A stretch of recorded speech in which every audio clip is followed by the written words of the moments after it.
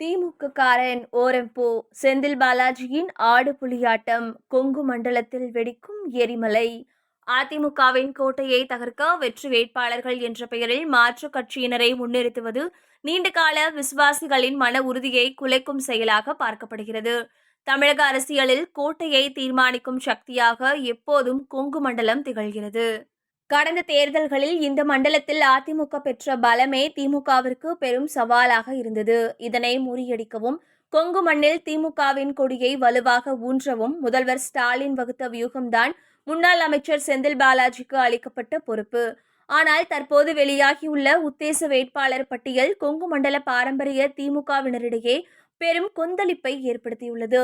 செந்தில் பாலாஜி தரப்பிலிருந்து தலைமைக்கு சென்றுள்ளதாக கசிந்துள்ள பட்டியலில் இடம்பெற்றுள்ள பெயர்கள்தான் இந்த விவாதத்தின் மையப்புள்ளி.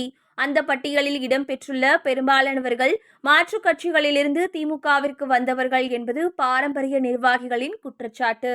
கிணத்துக்கடவுக்கு தமிழ் மாநில காங்கிரசிலிருந்து வந்த தளபதி முருகேசன், பல்லடம் தொகுதிக்கு மதிமுகவிலிருந்து வந்த முத்துரத்தினம், அந்தியூர் தொகுதிக்கு தேமுதிகவிலிருந்து வந்த சிவபாலன், தொண்டாமுத்தூர் தொகுதிக்கு மதிமுக பின்னணி கொண்ட ரவி, பெருந்துறை தொகுதிக்கு அதிமுகவின் முன்னாள் அமைச்சர் தோப்பு வெங்கடாச்சலம், கோபிசெட்டிப்பாளையம் தொகுதிக்கு அதிமுகவிலிருந்து இணைந்த சிந்து ரவிச்சந்திரன். இந்த பெயர்களை பார்க்கும்போது பல தசாப்தங்களாக கட்சிக்காக உழைத்த சிறை சென்ற தடியடிப்பட்ட உடன்பிறப்புகள் ஓரம் கட்டப்படுகிறார்களோ என்ற அச்சம் தொண்டர்களிடையே எழுந்துள்ளது. கட்சி கஷ்ட காலத்தில் இருந்தபோது கொடி பிடித்தவர்கள் நாங்கள். ஆனால் பதவி என்று வரும்போது நேற்று வந்தவர்களுக்கு சிவப்பு கார்பெட் விரிப்பது எந்த விதத்தில் நியாயம் என்பதே மேற்கு மண்டல திமுக நிர்வாகிகளின் ஒட்டுமொத்த குரலாக இருக்கிறது. செந்தில் பாலாஜியின் இந்த அதிரடி அரசியல் கட்சியின் அடிமட்ட தொண்டர்களுடன் அவருக்கு இருக்கும் இடைவெளியை காட்டுவதாக பரவலாக பேசப்படுகிறது. அதிமுகவின் கோட்டையை தகர்க்க வெற்றி வேட்பாளர்கள் என்ற பெயரில் மாற்றுக் கட்சியினரை முன்னிறுத்துவது நீண்டகால விசுவாசிகளின் மன உறுதியை குலைக்கும் செயலாக பார்க்கப்படுகிறது.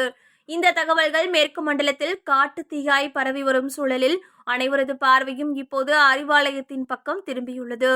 தலைவர் ஸ்டாலின் எங்களை ஒருபோதும் கைவிட மாட்டார் என்ற ஒற்றை நம்பிக்கையில் பழைய நிர்வாகிகள் காத்திருக்கின்றனர்.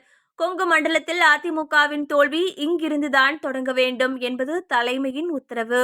ஆனால் அது உள்கட்சி பூசலால் திமுகவின் தோல்வியாக முடிந்துவிடக்கூடாது என்பதில் மூத்த நிர்வாகிகள் கவனமாக உள்ளனர். வேட்பாளர் தேர்வு என்பது வெறும் வெற்றி வாய்ப்பு சார்ந்தது மட்டுமல்ல, அது தொண்டர்களின் உணர்வு சார்ந்தது என்பதையும் தலைமை உணருமா என்பதே தற்போதைய கேள்வி.